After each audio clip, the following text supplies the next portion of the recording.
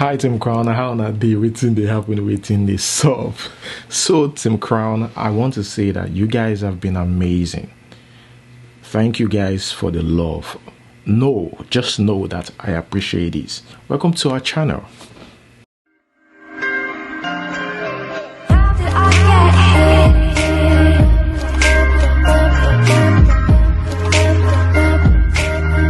Alright guys, first I want to congratulate Tony Abraham. She just got herself a new Benz. Seems like Benz is the new swag now. So if you want to show yourself, you want to, you know that swag now, you buy Benz. Why everybody they buy white Benz? Why they know they buy red? Why not they see red on social media? Well, I don't know. Okay guys, moving on to the next news. Now speaking about Instagram celebrity, this lady Bold Pink, you guys know Bold Pink, always abuse celebrities and say trash on social media most of the time. Now she's pregnant and she's getting the same thing. They're serving her the same dose and she's crying. She released a video recently, saying that she's getting negative comment and all that she's a pregnant woman, that they should stop. You see how it feels to be abused, to be harassed on social media. And it's funny, like everybody have feelings. People don't want to know that celebrities have feelings as you. It's okay to give out your opinion. It might be different from other people's opinion, but abusing them is not something that is good. And for me, I feel sorry for her if she's not doing this to get attention, because this is people do anything to get attention anyways. Well, let's quickly watch the video, okay? It's Bold Pink in the building. I'm back again like it never left.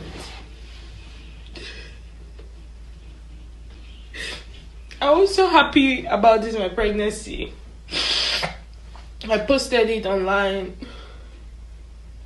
But right now, I'm seeing that it's bringing so much hate towards me. You guys, I'm a pregnant woman, no. I'm a pregnant woman. I'm reading all these comments and seeing all these things. I don't even know if I will be able to deliver like a Hebrew woman. I'm scared. I'm calling on Toyin Abraham, because your God is a God of miracle. I'm calling upon your God to help me.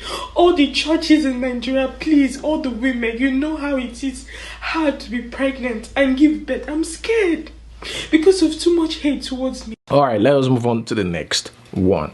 Here we have Davido. So in my last video, I talked about an Igbo boy who said until Davido do a traditional wedding, that child doesn't belong to him. Most of the Igbos agreed with the guy, because I didn't really know about the culture, but he said it's according to the culture. You're telling me that child, according to culture, belongs to the Chioma's dad, because that's what this guy said. He said the child belongs to Chioma's dad until Davido do the traditional wedding, because I thought after bride price that is it. Anyways, after my last video about the girl who falsely accused Davido of impregnating her, some of you DM'd me on Instagram and they said Davido planned this whole thing because he wants to drop a new single.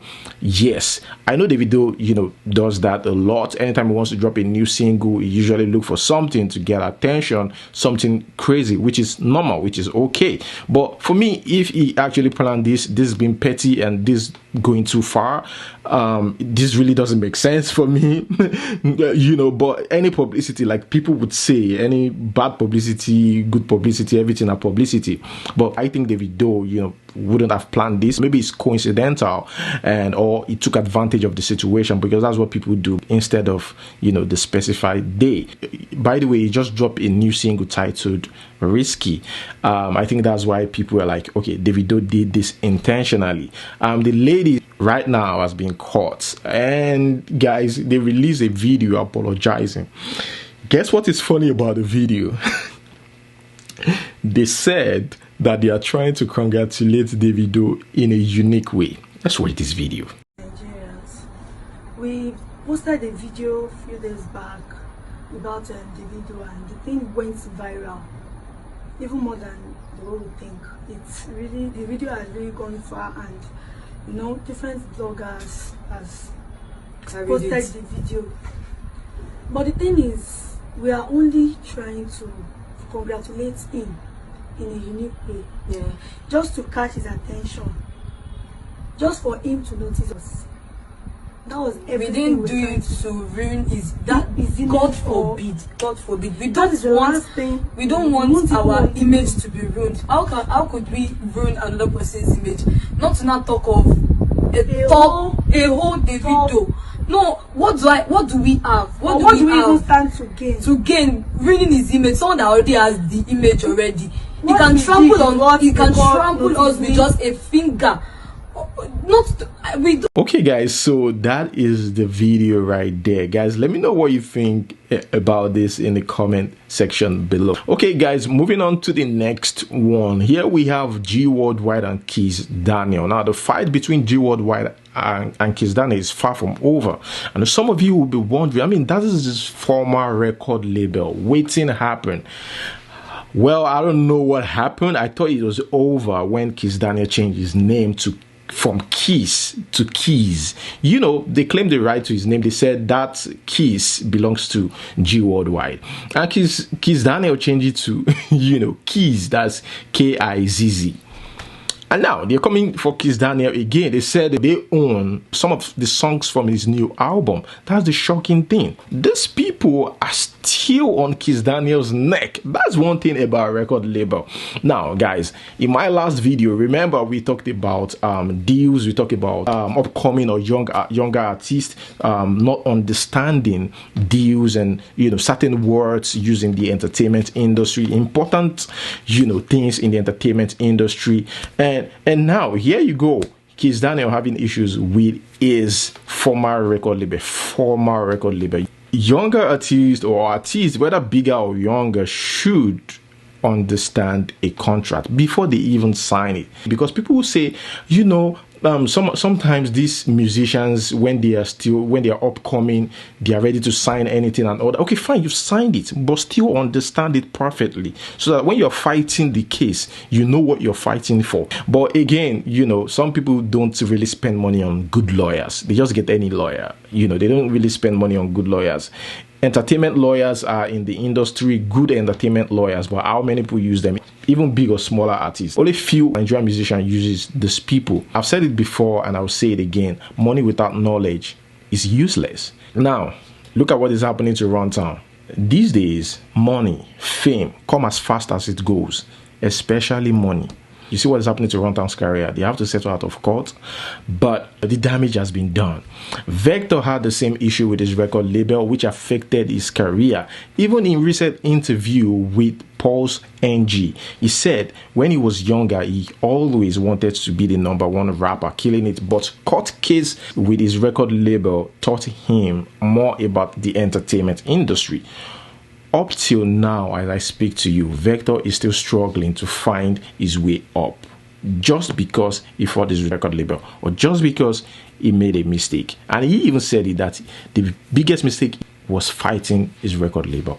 When I was younger, I wanted to be the illest rapper, the #1 guy killing everybody. But when you go court for 1 full year, you realize, say, being the #1 rapper is zero compared to the reality that you're in. And I'm more about that now. But guess what? More money is still going to come in. So understand what you're signing. If you signed, please stick to it. Even though you want to leave, try and still get a lawyer that understands your previous contract so they can fight with it. Guys, Tenny in a new movie with Odunlade Adekola. I just saw the next news now. Okay, I just saw this on Odunlade, okay, the popular Yoruba or Nollywood actor. I saw it on his Instagram page. Tenny himself and Tenny fighting on set. What is going on? What is it? Stand up! Oh, Mayani! That is what? Oh, Mayani! Every capacity! Every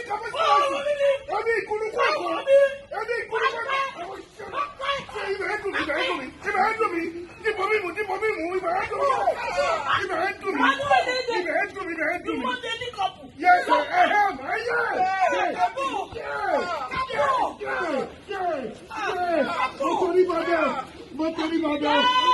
Yes.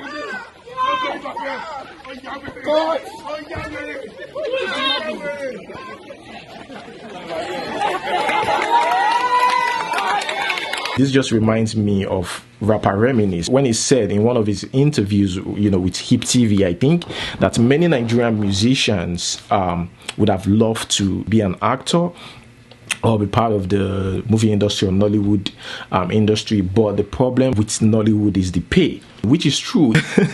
Per show, they get ×2 of what you offer them for a role, in a movie. Obviously, my opinion, I think, music is music obviously pays more here than the movie industry, and we also don't have a lot of big budget productions like what we're just talking about. So it's difficult to kind of engage musicians.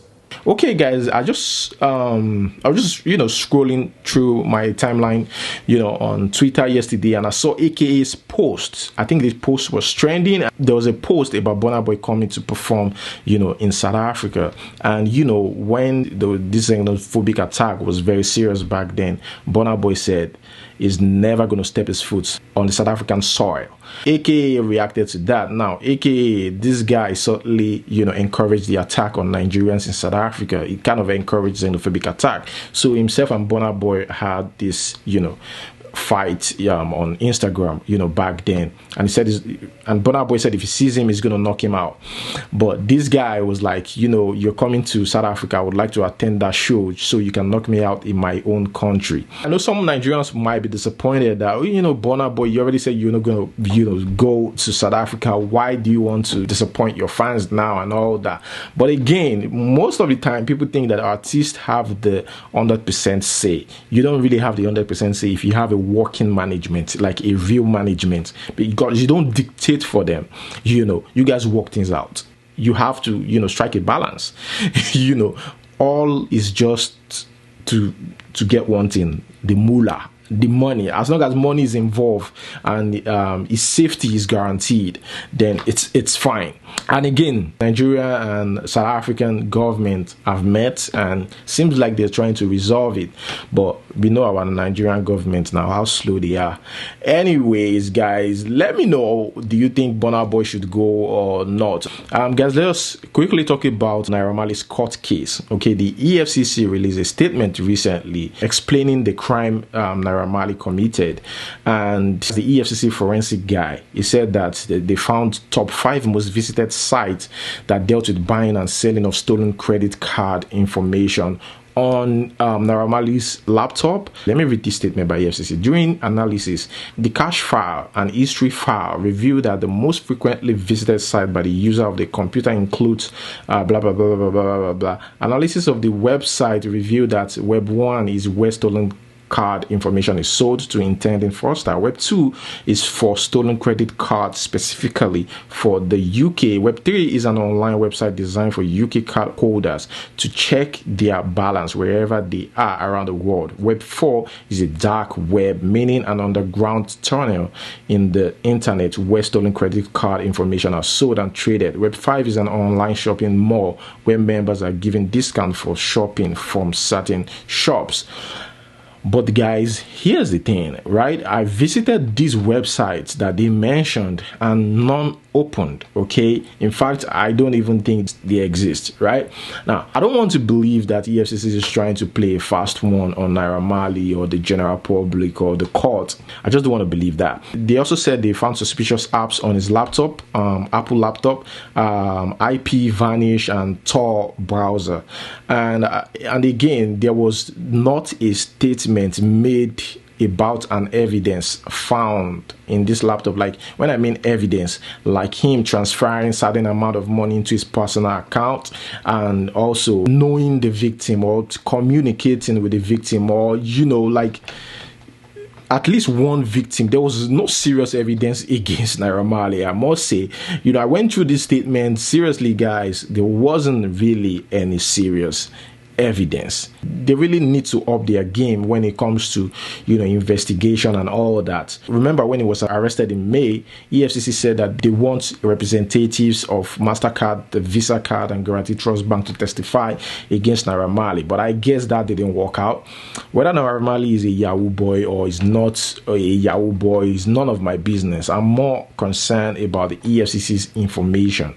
And EFCC needs to do well in their investigation. They've got nothing to nail this guy, except there is more. If it's just based on that statement, seriously, they've really got nothing to nail this guy. Like, okay, we've caught him and this is it. Now, the law is not whether you committed a crime or not, but the law is about evidence, whether you can prove that this person is guilty or not. That is what the law is about. It's not that whether this person truly did it. It's about whether you could prove this guy is guilty or not. Now, there's an option for Naira Marley if he's found guilty according to the law. Now, it is either he goes to prison for more than 7 years or a fine of not more than 5 million naira and forfeiture of the value derived from his act. That's what the law says. But where's the evidence of the value? Even though there is, how strong it is, that's another thing. Remember, Naira Marley is being prosecuted by the EFCC on an 11-count charge of conspiracy, possession of counterfeit cards, and fraud. Naira Marley was supposed to know his fate on Thursday, I think, but the case was adjourned again. This case just keeps dragging. I don't understand. And the reason was because lawyers were quarreling. They were fighting over space. That is why they had to adjourn the case. They were fighting for space in the court. And that was why it was adjourned. Nigeria, my country. Waiting they happen to now. No enough space in the court. Lawyers have to fight for space. So the case was adjourned till December. I think December 11 or 12.